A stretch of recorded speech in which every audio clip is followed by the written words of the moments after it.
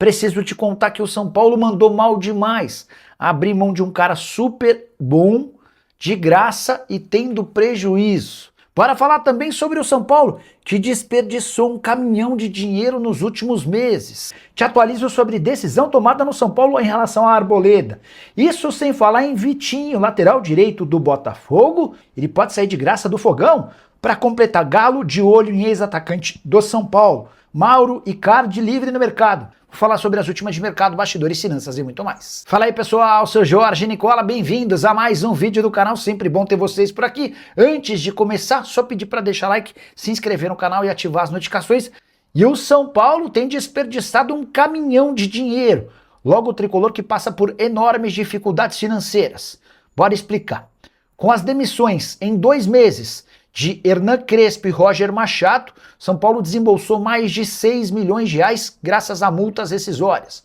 Foram 2 milhões e 400 mil com o Roger Machado e o restante em pagamento para o Crespo. Acontece que a eliminação na Copa do Brasil para o Juventude da 2ª divisão custou mais 3 milhões de reais. Esse era o prêmio prometido pela CBF para todas as equipes que alcançassem as oitavas de final.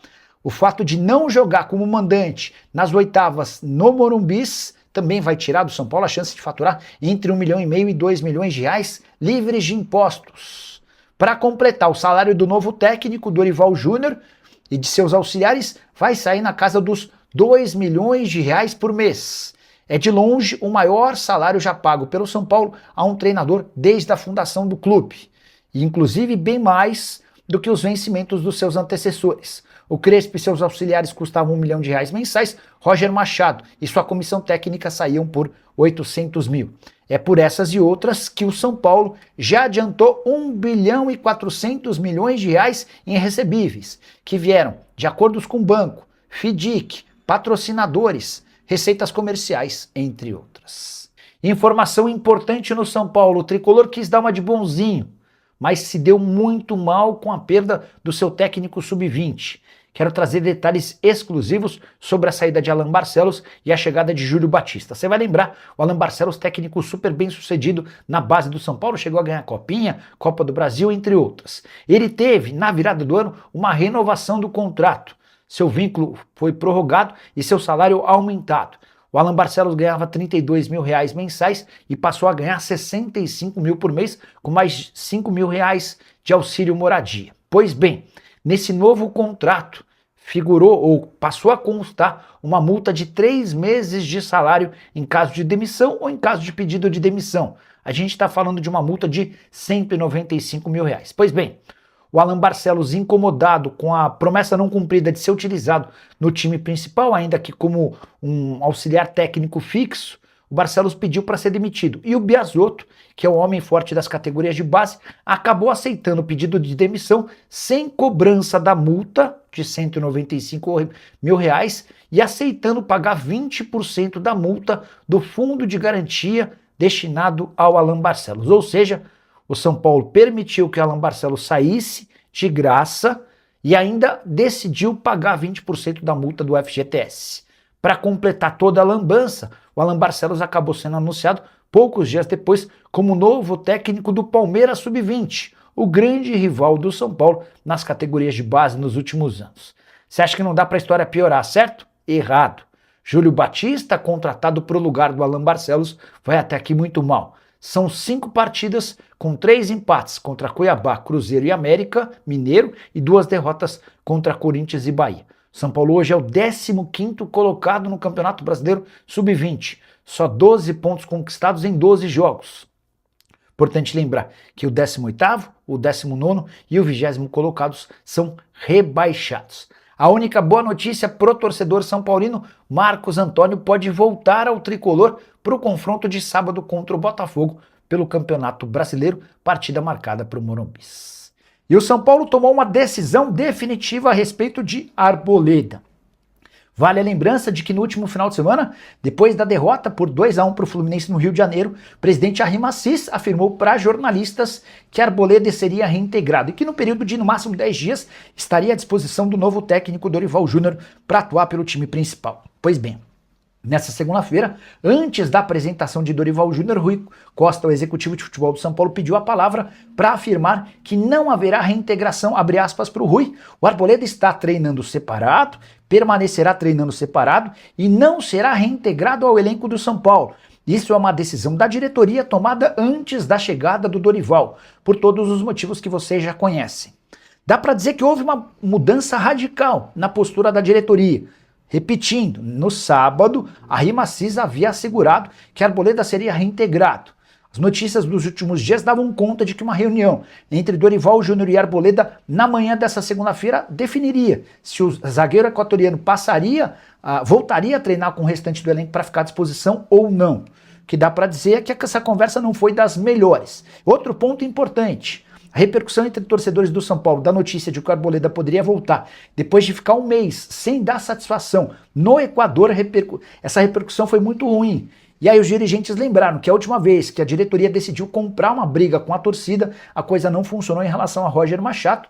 O torcedor do São Paulo se mostrou contrário à chegada do Roger, ainda assim o Rui Costa, a RIMACIS e companhia bancaram a contratação do técnico gaúcho. O resto da história extremamente desagradável. Dorival Júnior, em sua apresentação, demonstrou otimismo em relação ao futuro do São Paulo. Se disse feliz de voltar a casa, onde foi extremamente vencedor, com direito a título da Copa do Brasil em sua segunda passagem. Ele vai para a terceira passagem e já estreia nesse meio de semana. Mauro Icardi, centroavante argentino de 33 anos de idade, está livre no mercado. O anúncio foi feito pelo próprio jogador em suas redes sociais.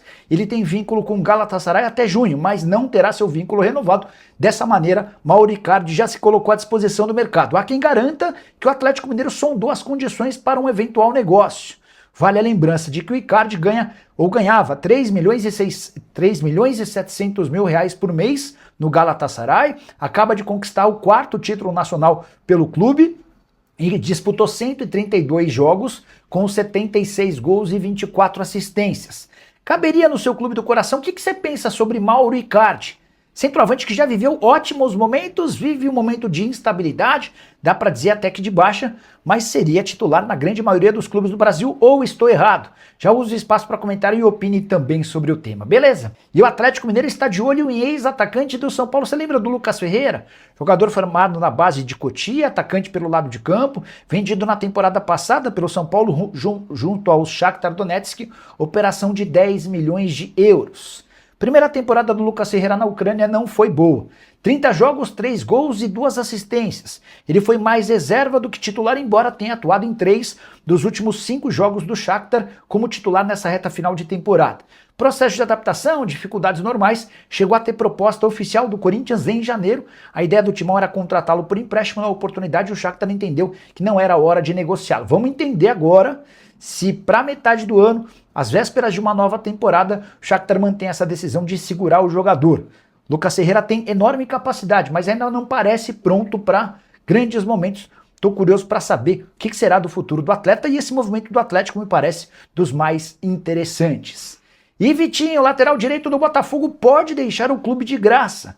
É que, segundo informações que vêm do Rio, o Botafogo está devendo salários ao Vitinho. Dessa maneira, ele poderia acionar a justiça e pedir a rescisão unilateral do contrato. A informação é da ESPN. Importante contar ainda, vale a lembrança de que o Vitinho havia sido contratado do Burnley em 2024 por 8 milhões de euros. Temporada atual de 26 jogos e 3 assistências. Ainda que ele consiga a rescisão na justiça, pelo fato de já ter disputado 14 partidas no Brasileirão, não poderia defender um rival na primeira divisão. Ainda assim, Cruzeiro e Palmeiras teriam a oportunidade de contar com o Vitinho em outros campeonatos e de forma integral a partir do próximo ano. Ainda de acordo com a ESPN, além de Palmeiras e Cruzeiro, clubes da Alemanha são outros interessados no atleta. E o desmanche no Botafogo vai ganhando cada vez mais conforto, vai ganhando mais contornos de dramaticidade, mas além de tudo de definição, né? Clube que já havia perdido na temporada passada vários dos titulares do time campeão de 2024. Nessa temporada o Marlon Freitas foi embora, o Barbosa está de saída, o Danilo parece ser questão de tempo, até o Montoro deve deixar o clube. Botafogo busca interessados em Matheus Martins e aos pouquinhos todos os jogadores que fizeram sucesso com a camisa do time de General Severiano estão deixando o fogão. E o São Paulo terá reforços sob o comando de Dorival Júnior. A era Dorival começa nessa segunda-feira com reunião pela manhã com Arboleda. Dorival quer definir o futuro do zagueiro equatoriano. A ideia do Dorival é passar a utilizá-lo muito em breve. Às 14h há entrevista coletiva, mas desde a última quinta-feira, quando o Dorival recebeu em sua casa Rui Costa e Rafinha, há um debate importante sobre contratações. Antes de aceitar a proposta do São Paulo, Dorival escutou que haverá reforços, pelo menos 4 contratações na janela de julho, que reabre no dia 20. Importante afirmar que não há uma definição sobre nomes. O que se discutiu e chegou-se a um consenso é sobre as posições em que o São Paulo precisa de reforços. Dorival conhece bastante esse elenco, trabalhou com quase todos os jogadores e entende que há necessidade de melhoria em determinados setores. Rui Costa e Rafinha concordaram. E embora não exista dinheiro para grandes investimentos, o São Paulo prometeu esforços para trazer nomes que agradem ao técnico, que inicia sua terceira passagem pelo São Paulo nessa segunda-feira. Salário do Dorival e de sua comissão na casa dos R$ 2 milhões mensais, menos do que os 2 milhões e 800 mil que tinha direito nos tempos de Corinthians, mas bem mais do que os 800 mil que eram pagos para Roger Machado e companhia. Só para completar em relação a reforços, nomes de Cebolinha, Luiz Araújo, Inês Trouxe, Scarpa e Thiago Maia são bastante especulados. Cebolinha interessa, Luiz Araújo também, embora praticamente inviável. Scarpa já foi descartado, Inês Trouxe não há intenção do Vasco em negociá-lo, Thiago Maia pode deixar o Internacional, mas o Colorado quer receber dinheiro.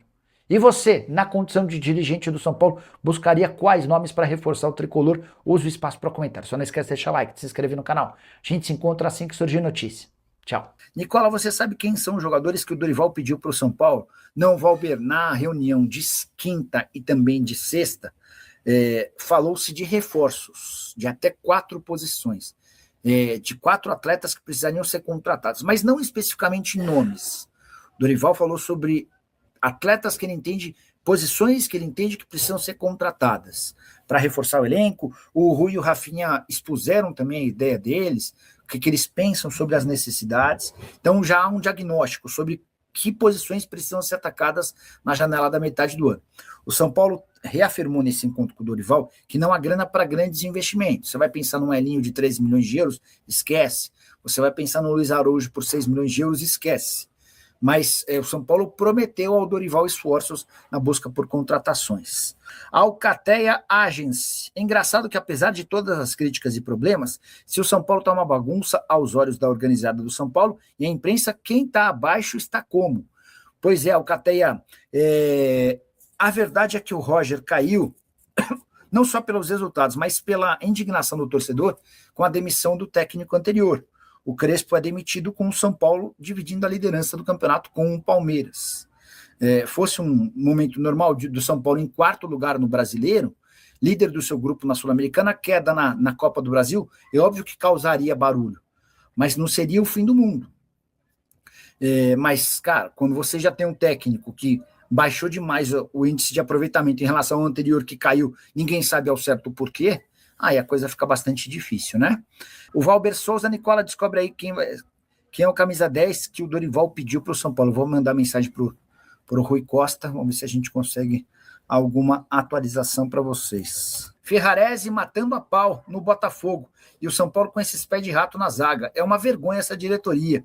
Agora vai querer trazer o Arboleda de volta nem a pau. Cara, eu acho um enorme absurdo considerar a possibilidade de o Arboleda ser reintegrado ao elenco. Acho meio que inaceitável.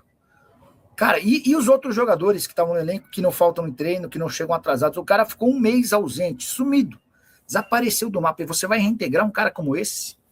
Enfim, é o que está se desenhando no São Paulo nesse momento, tá? A reintegração do Arboleda, apesar de tudo que ele causou recentemente. Mais um Roger Machado ruim na base, só ladeira abaixo, o Zé Gordo tá bizarro.